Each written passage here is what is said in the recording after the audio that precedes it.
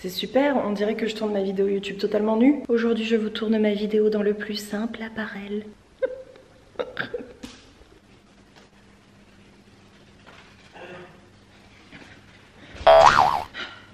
Aujourd'hui, nous sommes sur un mode petite salopette pour le petit bleu de travail. Les doudous, je suis très contente de vous retrouver dans cette nouvelle vidéo. Aujourd'hui, j'ai la caméra en main, donc c'est un petit peu en mode vlog.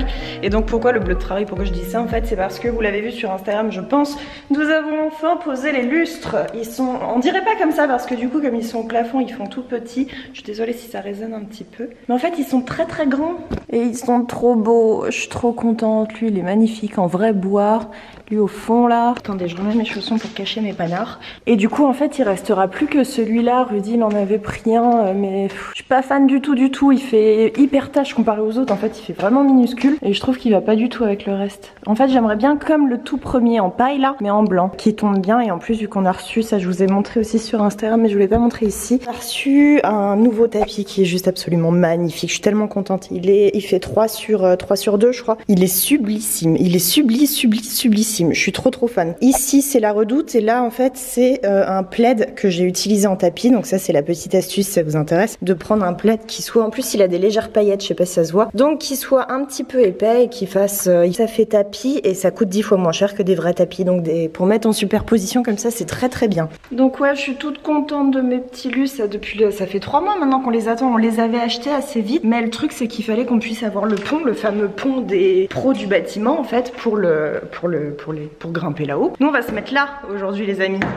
On va s'installer ici. Hop, alors donc vous pouvez le voir, j'ai mis quelques petites choses sur la table et aujourd'hui la vidéo du jour, elle va être assez funky et ce qui est drôle c'est que j'en ai pas vu énormément sur YouTube, donc je pense que ça va être aussi intéressant pour vous. J'ai eu envie de la tourner un petit peu en moitié vlog, moitié facecam pour que ce soit plus dynamique on va dire, d'autant plus que cette vidéo ne nécessite pas vraiment d'être posée en mode réflexion, il n'y aura pas d'études. Donc vous l'avez vu dans le titre, aujourd'hui ce dont on va parler, et je pense qu'on s'est tous un jour posé la question, c'est de ces fameuses portions que vous avez sur les emballages. Et on va étudier un petit peu tout ça et vous allez voir que ça va être très drôle. Navrant aussi un peu.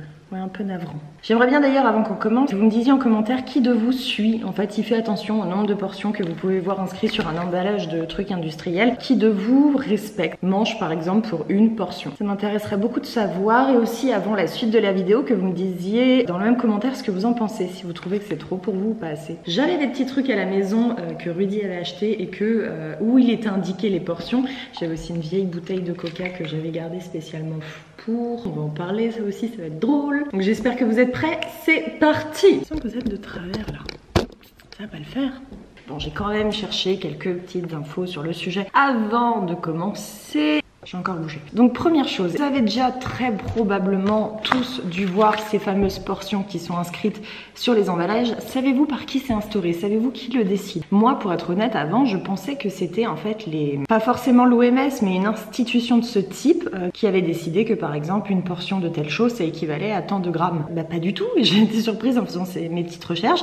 En fait, par exemple ici pour la marque de soupe, c'est la marque de soupe qui décide qu'une portion est équivalent à 30 grammes. Ça m'a étonnée parce qu'en fait, on peut mettre un petit peu absolument n'importe quoi et chacun peut définir sa portion comme il l'envie. Le truc étant que bien évidemment, si vous avez, je vais dire une marque au pif, Liebi qui définit que cette petite barquette là est pour une personne, la marque concurrente ou vice versa va un petit peu, je pense, se calquer en fait. Il va y avoir un petit copiage ou un petit, voilà.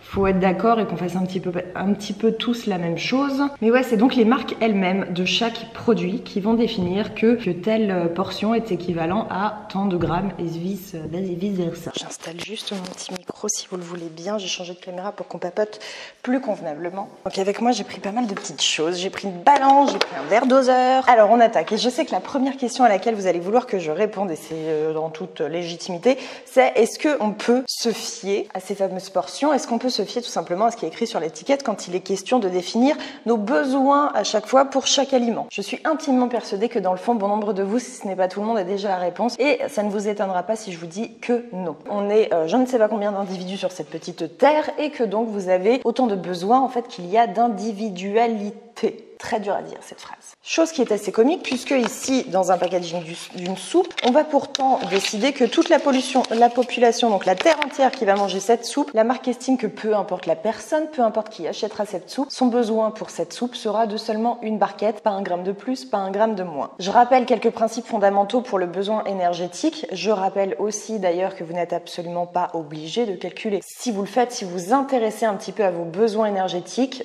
moi je pense que c'est juste intéressant de le savoir de temps en temps, savoir notamment si vous mangez suffisamment, ce qui est bien plus un problème que le contraire que de manger trop en réalité. Bien souvent on mange gras, mal et des choses qui sont très vite denses en calories, mais on ne mange pas assez. Un besoin énergétique, comment vous le calculez? Si vous voulez avoir la formule très simple, vous l'avez sur l'application et je crois que oui, elle y est même pour la version gratuite. Si ça vous intéresse, si je dis pas de bêtises, je vérifierai avant et je confirmerai ça à l'écran. Mais si vous voulez télécharger notre application Be-Strong, vous avez le calculateur directement dedans pour calculer vos besoins énergétiques, que ce soit en maintien, en sèche ou en prise de muscle, prise de masse. Vous avez donc des formules qui sont très spécifiquement établies, bien que pour autant pas à 100% précises, vous n'aurez jamais quelque chose de 100% précis, mais ces formules-là déjà sont un petit peu plus précises que le hasard, puisqu'on va prendre en compte votre taux de muscle, votre taux d'activité dans une journée de façon arrondie, votre taille, votre âge, votre pourcentage de masse graisseuse. Tout cela va donc vous donner un besoin énergétique quotidien, minimum si je puis dire, pour que de une, vous puissiez faire vos activités physiques nécessaires et que de deux, vous puissiez vous concentrer, que vous puissiez marcher,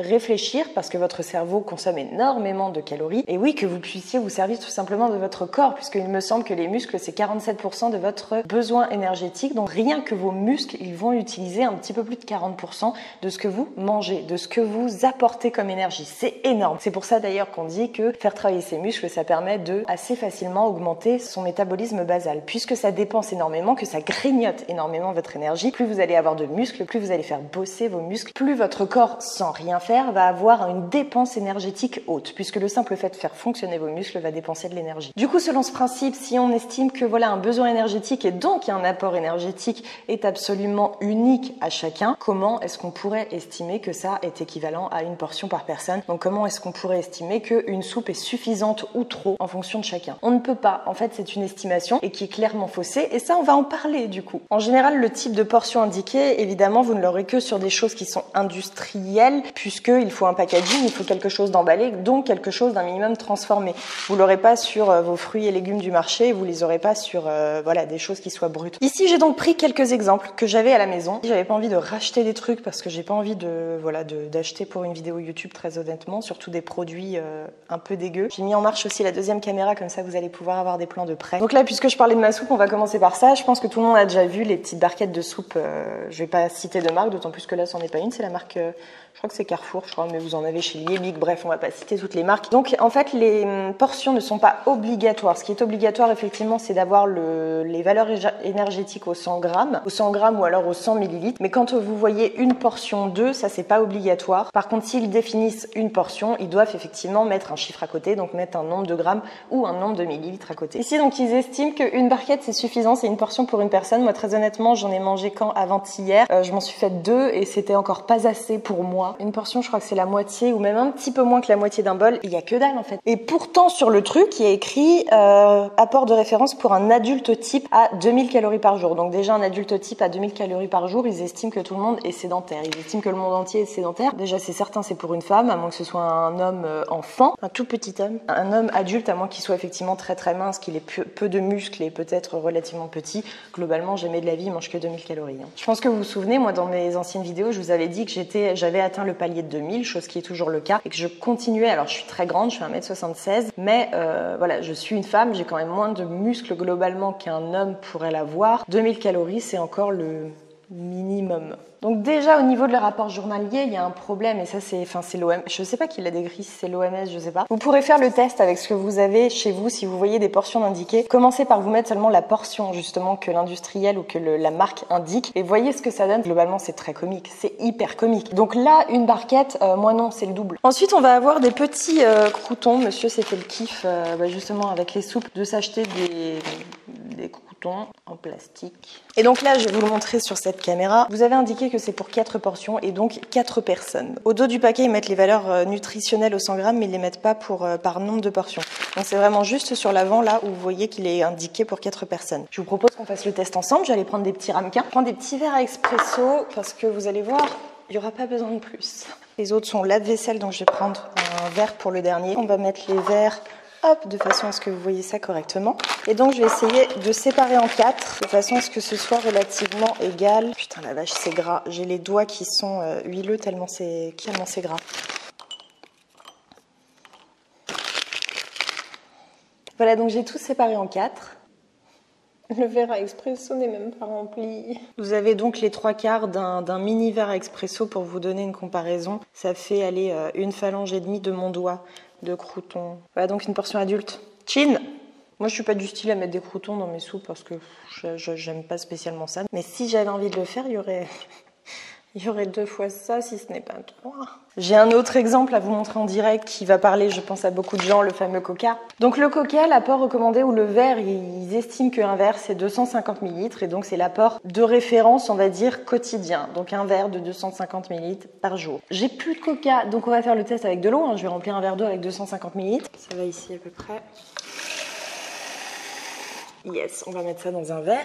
Donc mine de rien, moi je trouve personnellement, après je sais pas la taille de vos verres, moi je trouve que ça fait un bon verre, la problématique étant que qui en France s'arrête à un verre. Troisième exemple, on va prendre un produit qui est plus neutre cette fois-ci, on va parler du riz. Et là ils disent qu'une portion c'est 60 grammes. La seule chose que je sais, c'est que moi quand je pèse mon riz, je mets une tasse et je pense qu'on est tous à faire pareil. Pour une personne on met une tasse. Donc on va se faire un petit test.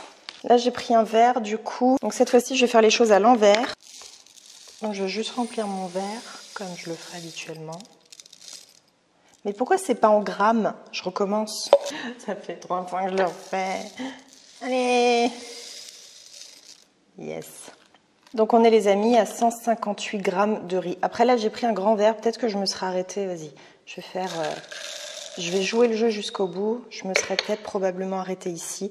On est quand même à 133 grammes. Donc en fait, la portion qu'ils mettent derrière, ils le répètent encore en dessous, on est à la moitié de ce que je me ferais habituellement. En gros, si on leur dit oui, mais votre produit, il est hyper gras, il est plein de mauvaises choses, machin, il est pas bon, il fait grossir. Ah bah ouais, mais je t'avais dit d'en manger 5 grammes. Si je vous prends un autre exemple, vous avez les céréales pour enfants. Je dis pour enfants parce que globalement, c'est plus les enfants qui mangent ce type de produit. La portion recommandée, je sais plus, c'est entre 25 et 30 grammes. Faites le test chez vous. Je crois que c'est ça. Moi, mes bols, même quand j'étais gamine, je les remplissais 4 fois plus. Pour le lait, il me semble que la portion, c'est 250 ml. Donc, ce que vous avez vu en verre d'eau, donc vous mettez vos petites céréales qui se remplissent de ça, puis le reste, enfin bref. Il n'y a pas de cohérence entre les portions des produits puisque c'est chaque marque instaure sa portion. Petite pause intéressante les amis, je suis en train de monter la vidéo et je suis allée fouiner sur le site d'une grosse marque qui regroupe plein de marques de céréales en fait pour ne pas citer de nom, vous verrez de qui je parle. Et petite manipulation que j'ai remarqué en fait sur le paquet, donc comme je vous l'ai dit, vous voyez tout le temps 30 grammes d'affiché, portion 30 grammes. Et ils affichent bien en dessous, pourcentage, ils parlent du pourcentage recommandé, la JR là, ils écrivent bien pour un adulte, mot pour mot, noir sur blanc. Chose pourtant étrange, c'est que sur leur site en fait quand on fouine un petit peu, on se rend compte que le 30 grammes est en réalité pour un enfant et donc pour les adultes, c'est plutôt aux alentours du double, donc enfin un petit peu moins du double, 40-45 grammes. Pourquoi donc laisser penser clairement sur son paquet que la portion d'un adulte est de 30 grammes, donc vous inquiétez pas, vous n'aurez pas trop de sucre dans votre bol, alors qu'en fait en fouinant un petit peu, non pas du tout, c'est pour un enfant. Je sais pas. Quoi qu'il en soit, il ne faut pas être dupe et il faut bien évidemment vous dire que eux-mêmes ne croient pas en leur portion qu'ils peuvent inscrire sur leurs produits et que ça a un but précis, c'est tout simplement de minimiser l'apport calorique de certains aliments. Si je prends par exemple les croûtons là, qui sont extrêmement caloriques parce qu'au final vous avez que de l'huile, pour 100 grammes vous avez 600 calories, il me semble, si je dis pas de bêtises, que c'est autant que le Nutella. Donc c'est une façon intelligente de dire que pour une portion c'est seulement 30 grammes parce que dans une portion tu vas avoir un faible apport énergétique et du coup inconsciemment il y a certaines personnes qui vont probablement se dire mais putain trop cool et tout, il est faible en calories, je peux le manger. Il faut rétablir la quantité de portions, la quantité de grammes au réel besoin d'un adulte. Il est totalement dans leur intérêt de minimiser leurs apports, de minimiser la quantité de leurs portions parce que le second truc hyper intelligent c'est que 4 personnes réduites par personne ça fait pas cher, c'est cool, ouais mais au final tu dois en acheter 3. Toi par contre tu n'as absolument pas à culpabiliser si jamais tu dois manger plus que la portion indiquée et si jamais tes besoins sont bien plus que ce que tu peux voir inscrire sur des foutus paquets dont les marques ne savent absolument pas les besoins de leurs consommateurs. Il est clair et net que je vais pas te dire bah tiens c'est trop bien de consommer 3 sachets de croûtons parce que quand tu regardes les ingrédients c'est assez catastrophique. Idem pour la soupe, je pense que vous serez pas étonnés si je vous dis qu'il serait bien meilleur de vous la faire vous-même parce qu'au final il rajoute du sucre, il rajoute pas mal de catastrophes. Mais c'est pas vous qui avez trop faim ou c'est pas vous qui mangez trop, c'est juste que quand vous regardez les portions de leurs produits... Genre ça là c'est mon repas du midi. Cela dit, maintenant je vais vous parler de l'autre côté, d'une autre vision de ce truc-là, parce que j'estime aussi que parfois ça peut nous faire réfléchir un petit peu à ce que l'on consomme, notamment dans ce qui est du gras et sucré industriel. Et pour ça, je vais prendre un exemple tout simple. Quand vous allez commander une pizza, en général vous le commandez, je sais pas, au truc à côté, vous la faites livrer. Si vous achetez maintenant une pizza de Carrefour ou d'un autre centre commercial, vous regardez la portion recommandée, c'est 1 part ou à la limite 2 parts. Qu'on soit honnête, il y a peu de gens qui se limiteront à 1 ou 2 parts. Je trouve ça intéressant dans le sens où nous on estime du coup dans notre norme que si tu commandes une pizza, tu te manges ta pizza entière, alors qu'en temps normal il vaudrait peut-être mieux effectivement se limiter à 1 ou 2 parts pour qu'on reste dans une consommation qui soit raisonnable et contrôlée. Donc c'est-à-dire pouvoir manger de temps en temps des choses qui soient grasses, industrielles, sucrées, etc. Ouais, pas de souci, mais peut-être revoir notre vision du raisonnable ou tout du moins notre vision, notre norme. Petite anecdote d'enfance, moi je me souviens de mes grands-parents quand ils faisaient, eux ils faisaient leur pizza maison, mais quand on mangeait pizza, alors dessus c'était des trucs gras, voilà, il y avait du gruyère, du fromage, mais je me souviens très bien avec ma sœur, à chaque fois on se regardait de travers du genre mais... Ouais. Elle nous donnait 1 part et tout le reste à côté c'était des légumes. Et du coup à l'époque où je trouvais ça hyper chelou, j'avais l'impression qu'elle cherchait à nous affamer avec ma sœur. Aujourd'hui je me dis en fait c'est logique et c'est comme ça qu'on devrait fonctionner. Et c'est pourquoi on a autant de systèmes de privation, de frustration autour de l'alimentation. Chez nous c'est tout ou rien. C'est soit je me mange la tablette de chocolat, mais dès l'instant où je vais manger que 3 carrés, non ça me frustre, etc. Faut juste nous rééduquer à une norme qui soit plus logique, à une norme qui soit raisonnable. Idem au niveau du Nutella, si on prend le produit industriel par excellence. Je sais plus si c'est le cas encore, mais à l'époque quand j'avais regardé l'apport recommandé, la norme, si je dis pas de bêtises, c'est 1 cuillère à soupe dont on raclait le dessus. Et ça c'était ton apport, donc ta portion recommandée par jour. Donc d'un côté oui, les portions sont clairement minimisées par rapport à ce qu'on devrait manger réellement pour tout ce qui est en tout cas relativement sain, pour tout ce qui est en tout cas aliments classiques. Mais d'un autre côté, pour les aliments purement industriels, purement gras et sucrés, il peut être intelligent de temps en temps surveiller justement cette portion recommandée parce que ça nous remet un petit peu les choses dans leur contexte. Les croûtons c'est hyper gras, il y a de l'huile, il y a je sais pas quoi d'autre de rajouter quand je vois la longueur de la liste d'ingrédients. Oui, c'est moche. Donc si je me fais le paquet entier, moi toute seule dans une soupe, oui, j'aurais abusé. Maintenant mon petit riz complet, je sais pas s'il est complet, non il est pas complet, qui lui n'a rien demandé et qui est un aliment relativement sain, en tout cas il n'y a rien d'ajouté. La liste d'ingrédients c'est du riz, basta, c'est tout. Si là j'estime que j'ai besoin du double par rapport à la portion recommandée, on s'en fout. Là c'est vos besoins qui priment. Tiens mais d'ailleurs ça me fait penser à un truc. Pendant longtemps sur l'application vous nous avez demandé de rajouter, pas tout le monde mais certains nous demandaient absolument de rajouter les portions, les calories par portion. Avec l'équipe on s'est battu parce qu'on voulait pas, je vous explique pourquoi, parce que justement cette portion n'avait aucun sens en fonction des gens. Donc dès l'instant où on disait qu'une portion équivalait à tant de calories, on vous imposait que votre portion devait être, je sais pas, je dis au pif, 30 grammes, 60 grammes, alors que c'est totalement incohérent. Et du coup, on avait mis les macros et les calories pour 100 grammes, car c'était, voilà, chacun faisait après sa quantité en fonction de ses besoins, mais on voulait absolument pas mettre les calories par portion. On a trouvé un système D qui permettait de faire un mix des deux tout en étant précis et cohérent avec les valeurs qu'on dégage. Mais il est totalement impossible, ou alors d'un approximatif aberrant, de vous donner les calories, par exemple, de 3 cookies, puisque ça va dépendre tout simplement de